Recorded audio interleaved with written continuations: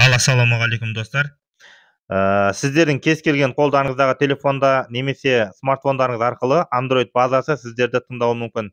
Әрине сіздер бұған сенбейсіздер, сенбеулеріңіз мүмкін. Олар неге тыңдайды, бізді не қылсын тыңдағанда деген сияқты күмән болуы мүмкін. Олай күмән болатын болса, әркім өзін тексеріп көрсін. Тексеру тегін, әрі оңай, қолыңыздағы телефон арқылы тексере аласыздар.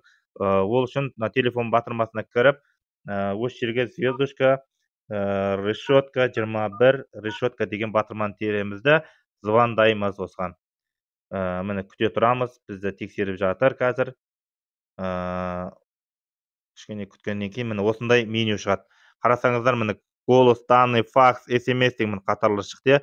Солардың қастарында көрсеңіздер, не переадресовано деген жазулар тұр.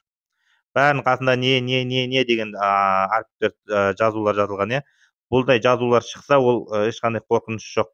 Егер осы не деген жазу болмай, тек переадресовано деген болатын болса, болмаса оның орнына бір цифрлар, болмаса бір нөмерлер болатын болса, ондай жағдайда сіздер оны өшіріп тастаңыз. Оны өшіру үшін мына окей батырмасын басып, қайтадан телефонға кіріп, звездочка, решетка 43, решетка деген батырмаларды басамыз да, осыған звондаймыз.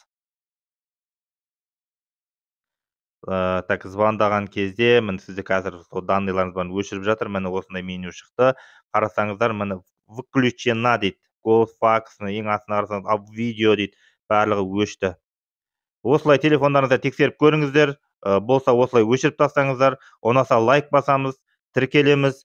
Назар аударуларыңызға рахмет, және осындай видеолар күтеміз.